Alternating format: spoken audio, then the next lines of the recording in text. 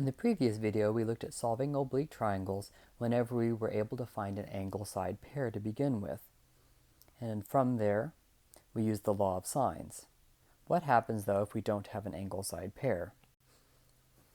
We have something called the law of cosines.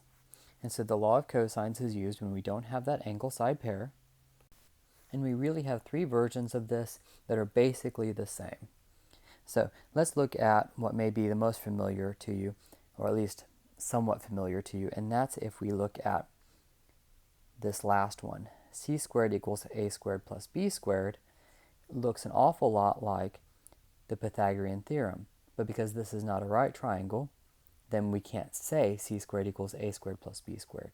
We have to amend that with this following term, minus 2ab cosine c, where c is that angle opposite the side c.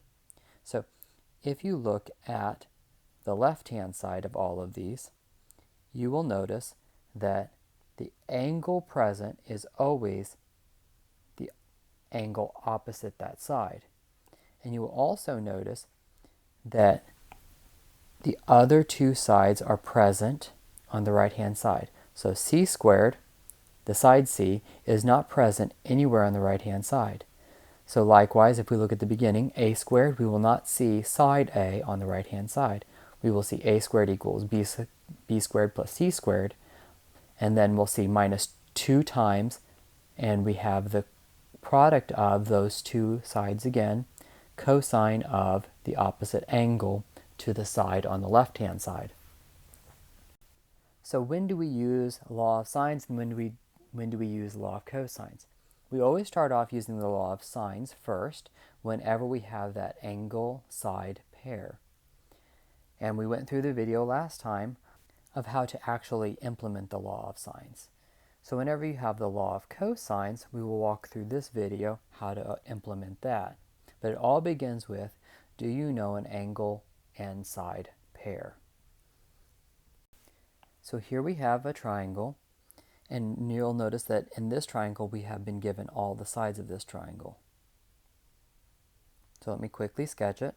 Again, I'm not trying to draw it to scale.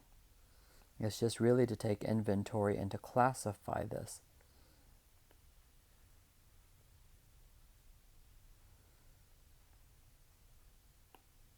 So we know A is 55, B is 25, and C is 72. So this is side, side, side.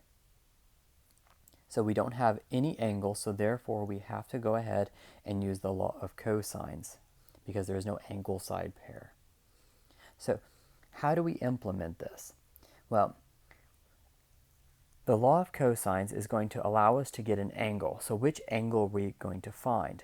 And it is best whenever we have all unknown angles to find the largest angle. Why would we do that?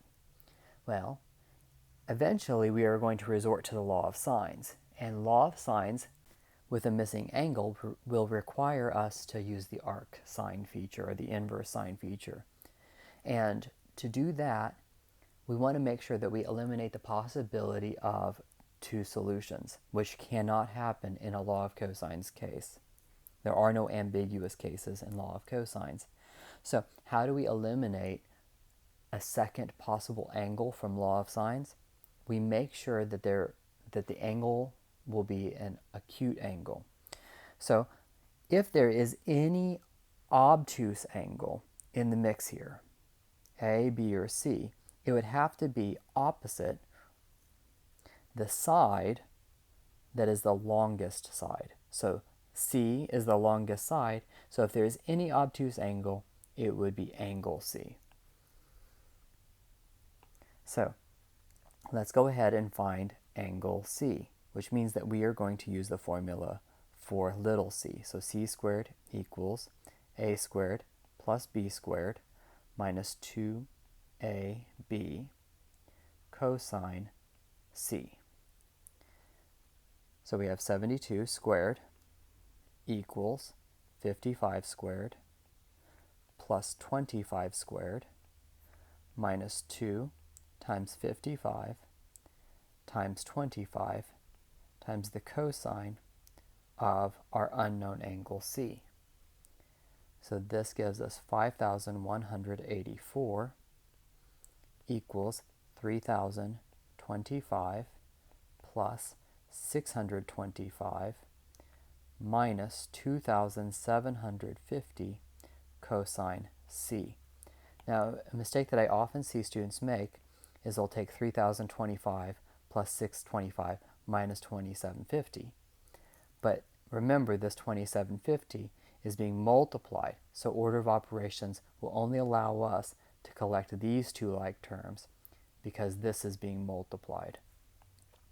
So this yields for us 5,184 equals 3,650 minus 2,750 cosine C.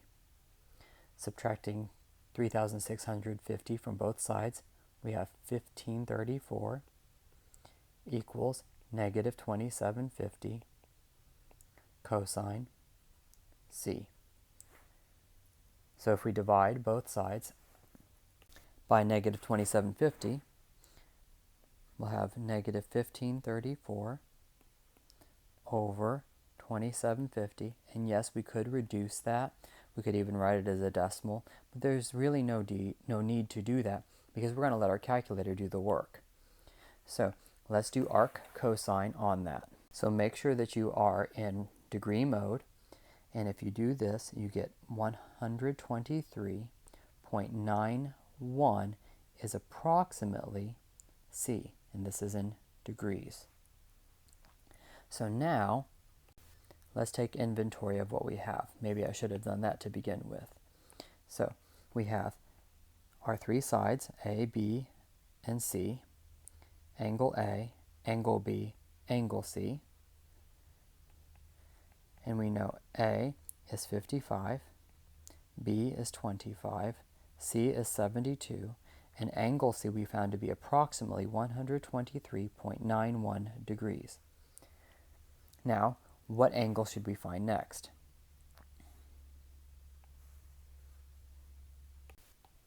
And now, this was the largest angle, so you'll notice it was obtuse. But regardless, no matter what angle I find next whenever I apply law of sines, the next angle cannot be obtuse. So I'm only looking for angles that are in the first quadrant.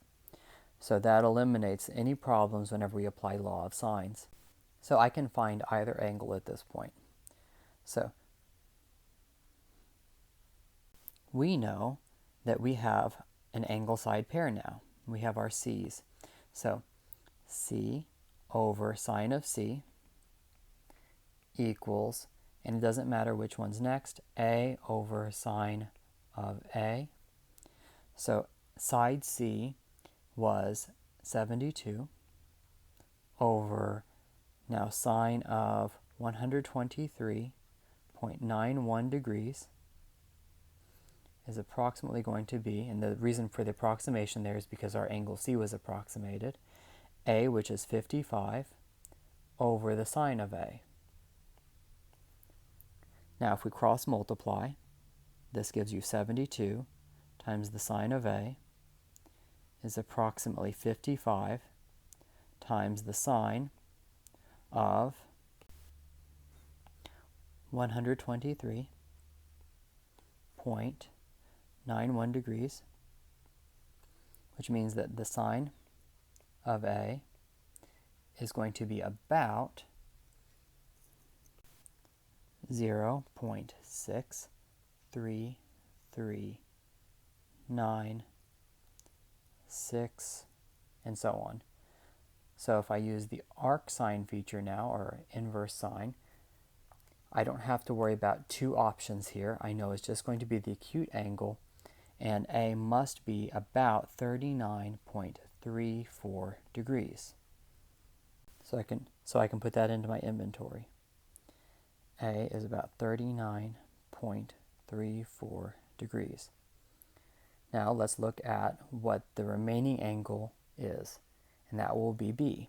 But B must equal 180 degrees minus A minus C.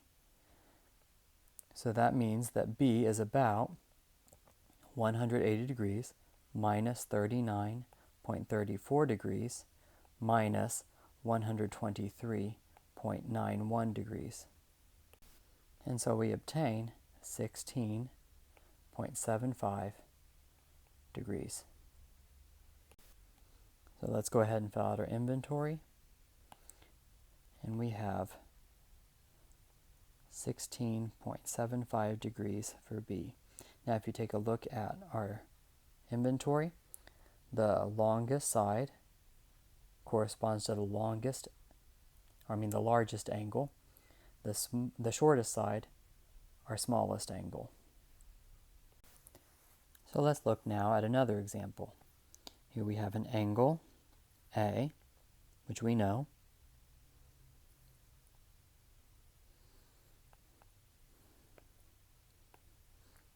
It is 48 degrees. We do not know its opposite side, but we do know the opposite side corresponding to B is 3, and C is 14. So this would correspond to a side angle side, which, because we do not have an angle side pair and we cannot find another angle, we must use the law of cosines. So because we know an angle, that automatically tells us which version of law of cosines we're going to use. So we know a squared will equal 3 squared plus 14 squared minus 2 times 3 times 14 times the cosine of 48 degrees. This means that a squared equals, or actually is approximately equal to, and if we type that into our calculator on the right hand side, we will get about 148.7930, which means that A is about 12.20. So let's take inventory of what we have. We have A is about 12.20. We know B is equal to 3. We know that C is 14. We know angle A is 48 degrees. B we do not yet know, and C we do not yet know. So which angle do we find next? Now, because we're going to go to law of sines at this point, we know that to find an angle using law of sines will mean we use the inverse trigonometric function arcsine. So that could result in two possibilities, which law of cosines does not allow for. So therefore, we will choose to find the smaller angle to guarantee that we're finding the acute angle. So which angle will be guaranteed to be acute? It must be B, because the shortest side will correspond to the smallest angle. So let's go ahead and find B. So we know that A over sine of A will be our pair that we use, and that will equal B over the sine of B.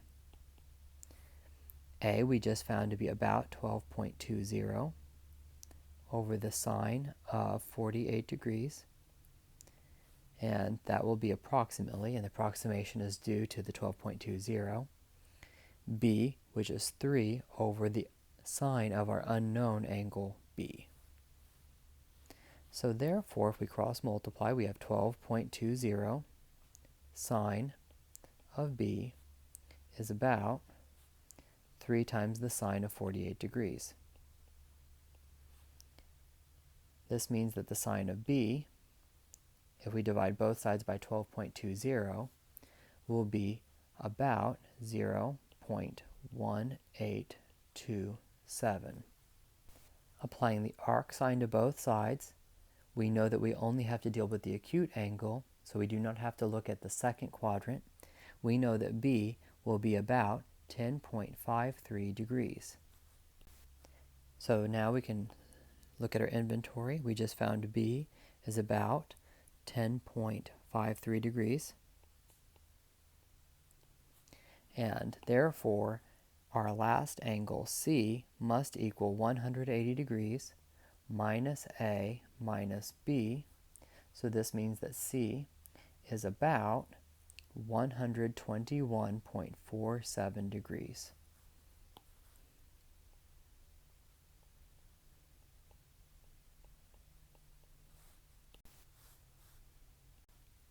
Now, in the next set of examples, we are going to look at just determining which method will we use to begin the problem. Will we begin the problem by using either the law of sines or the law of cosines? To do this, what I do is I first sketch our triangle. So, nothing fancy. A, B, C. A is 10. B is 12, C is unknown, an unknown side length, but we do know the angle is 70 degrees. So this is side angle side. We have the included angle for A and B, namely angle C, and you'll notice that there is no way for me to obtain an angle side pair. This side, B, there is no way for me to determine angle B. There is no way for me to determine angle A, so therefore I cannot use an angle side pair. Therefore, this is the law of cosines to begin with.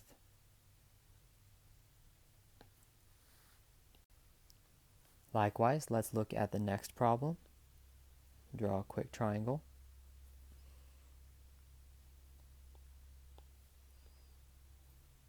A, B, and C. Here we know A equals 11, B is equal to 13, C is equal to 7. We don't know any angles, therefore we do not have an angle side pair, so this must be the law of cosines.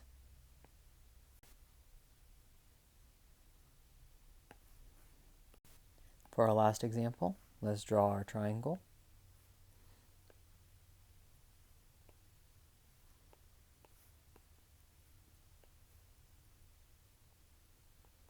We know the side A is 160. We know that angle B is 12 degrees. We know that angle C is 7 degrees. We do not know side C, nor do we know side B. But is there a way to determine an angle side pair? The only side that we have is A. So is there a way that we can determine angle A? And because we know two angles, namely angle C and B, we know that if I subtract their sum from 180 degrees, that will give me A. So I can find A. Therefore, we would have an angle side pair, which means that we have the law of sines. Also, if you just memorize the fact that this is angle side angle, that memorization can also get you there. But I much prefer just determining, do we have an angle side pair that can be found? If we do, then it's law of sines.